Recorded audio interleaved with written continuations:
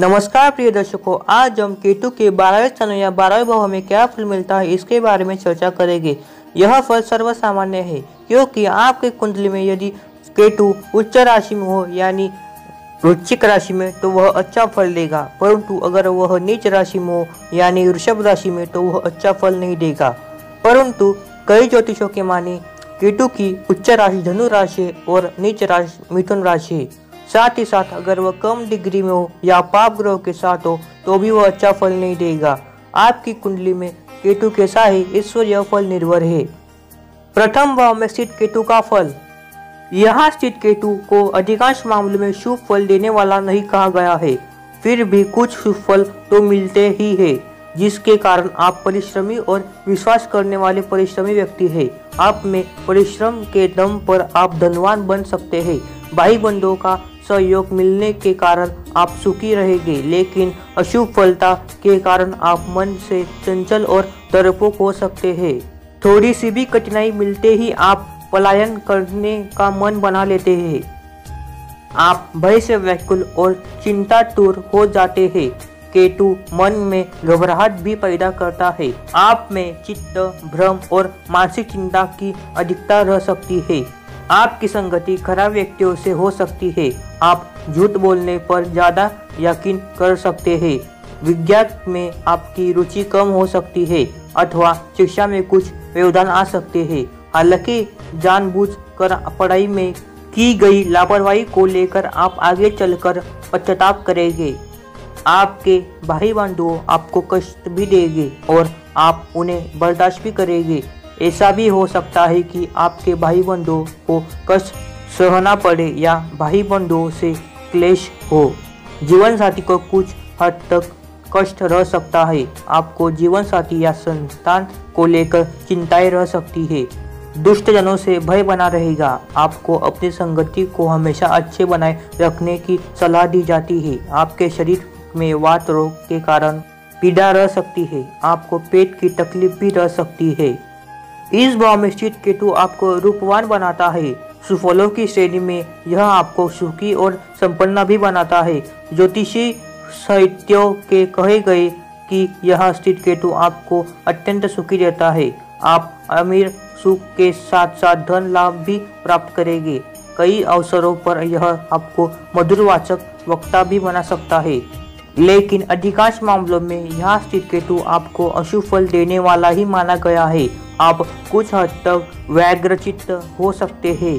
कई मामलों में आपको भ्रमित भी देखा जा सकता है। कभी कभी आपको ऐसी अनुभूति होगी कि आपका भाग्य आपका साथ नहीं दे रहा है। मन संतापित रहता है। कामों में व्यवधान आ सकते हैं। कई मामलों में आप धर्म के विरुद्ध जाते हुए पाए जाएंगे। आपको नीचों की संगति अधिक पसंद होगी। विद्या प्राप्ति में व्यवधान आ सकते हैं। आर्थिक समस्या बीच बीच में परेशान कर सकती है। व्यर्थ के खर्च बने रहेंगे। राजपक्ष या सरकार से भय रहेगा। पितृक संपत्ति मिलने में व्यवधान आएंगे।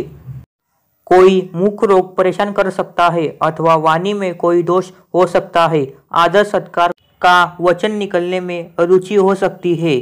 भाषण संभाषण में सरसता का अभाव रहेगा। परिवार में कलह रह सकती है। मित्रों से विरोध हो सकता है और व्यवसाय में घाटा हो सकता है। अतः इन बातों को ध्यान में रखकर आचरण करें। तृतीय भाव में स्थित केतु का फल। तीसरे भाव में स्थित केतु आपको मिले जुले परिणाम देगा। यह आपको बलवान बनने के साथ साथ धैर्यवान भी बनाता है। आप दान पुण्य के कार्यों में विश्वास करते हैं। यही कारण है कि आप दानशील पुरुषों की संगति में रहते हैं। बलशाली और धनवान होंगे। आप यशस्वी बनेंगे। स्त्री तथा खानपान का सुख आपको खूब मिलेगा। आप शत्रुओं का दमन करने वाले होंगे, अर्थात आपके शत्रु आपसे भयभीत रहेंगे। इस भाव में स्थित केतु के कुछ अशुभ फल भी कहे गए हैं। इस कारण से आप कुछ व्यर्थ की चिंताएं से घिरे रह सकते हैं। मन में कोई अनजाना भय समाया रह सकता है। कभी कभी चिंता में भ्रम और चिंता से व्याकुलता रह सकती है। आपका विश्वास भूतों प्रेतों में हो सकता है अथवा आप भूतों प्रेतों को देवताओं की संज्ञा में दे सकते हैं।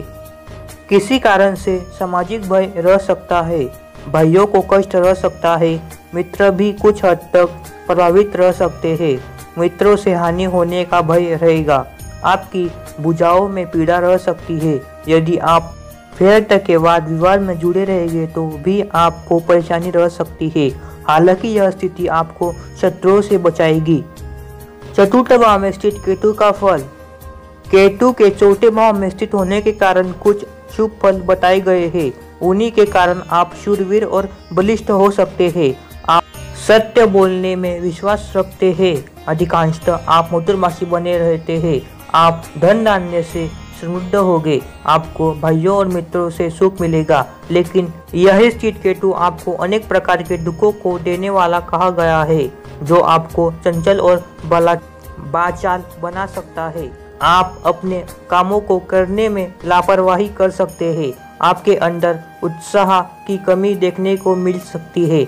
आप पित्त प्रकृति के व्यक्ति होंगे। आप दूसरों की आलोचना करने वाले होंगे, अतः लोग आपको कुचित वृत्ति का इंसान समझने लगेंगे। आपको माता का सुख कम मिलेगा अथवा आपकी माता अस्वस्थ रह सकती है।